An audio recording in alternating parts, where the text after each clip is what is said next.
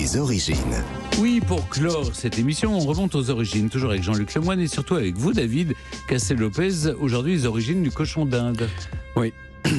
Il y a une hiérarchie faite par les êtres humains, une hiérarchie un petit peu naturelle, faite par les êtres humains entre les animaux.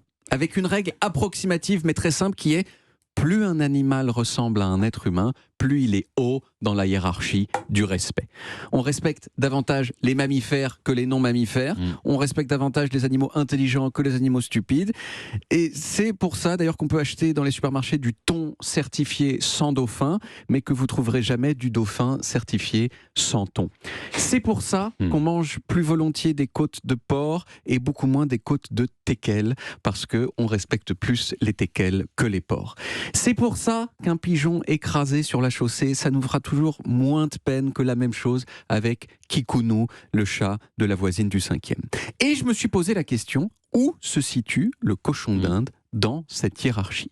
Eh bien, assez haut. En tout cas, si on en croit les statistiques sur les animaux de compagnie en France, c'est le 3e mammifère de compagnie le plus courant en France, derrière le chat et le chien, même si les statistiques ne différencient pas les cochons d'Inde et les hamsters, hamsters qui sont plus petits et qui sont aussi moins sociables, les hamsters.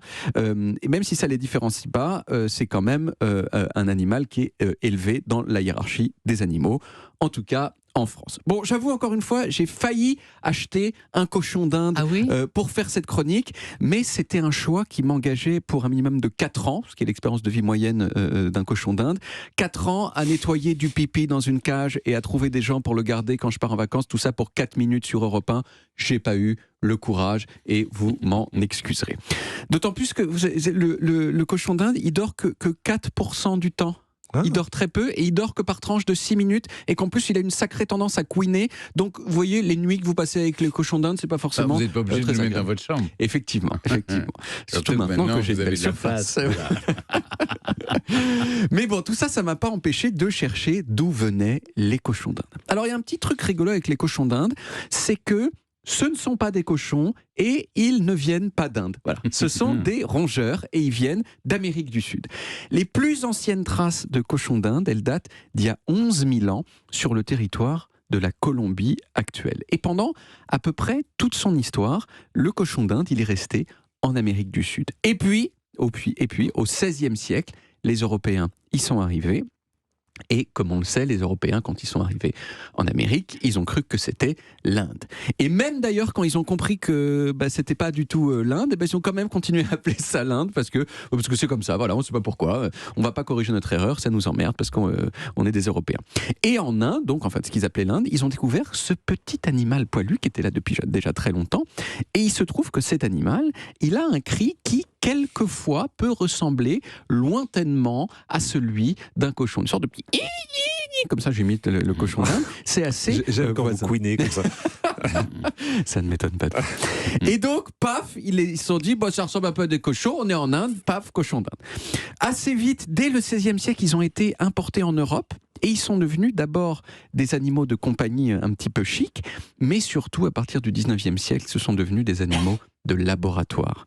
Pourquoi ? Eh bien parce que le cochon d'Inde, c'est un animal docile, facile à manipuler, et qu'il a des grosses similitudes biologiques avec l'être humain. Notamment, il est comme nous, super vulnérable aux maladies infectieuses. Donc quand on veut les étudier sur l'homme, c'est bien de les étudier d'abord sur le cochon d'Inde. C'est en utilisant des cochons d'Inde qu'on a découvert par exemple le bacille de la tuberculose, ce qui a ouvert la voie à ce qu'on puisse la traiter. Donc c'est quand même, merci les cochons d'Inde. Bon, aujourd'hui, le cochon d'Inde, il a largement été remplacé dans les laboratoires par les souris. Mais il y a un endroit où il continue à souffrir sensiblement plus qu'ailleurs. Et cet endroit, c'est l'endroit d'où il vient.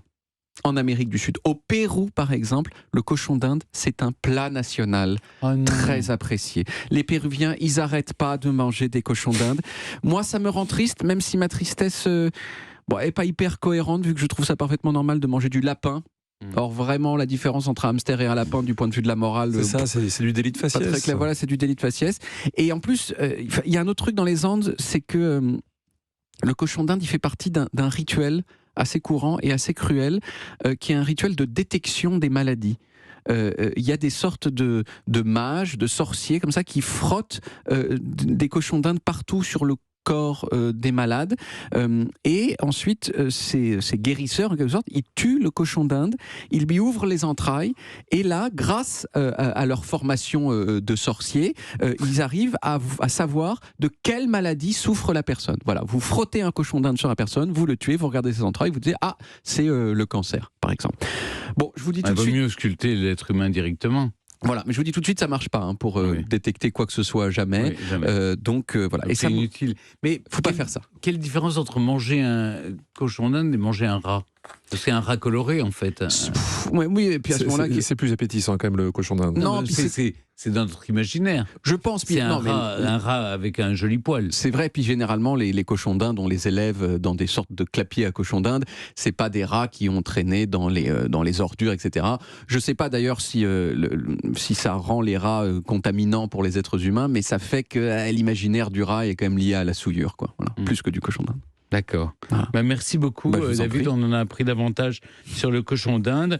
On retrouve les origines en podcast sur toutes les applis audio et en vidéo sur YouTube, Dailymotion et sur le site europe1.fr.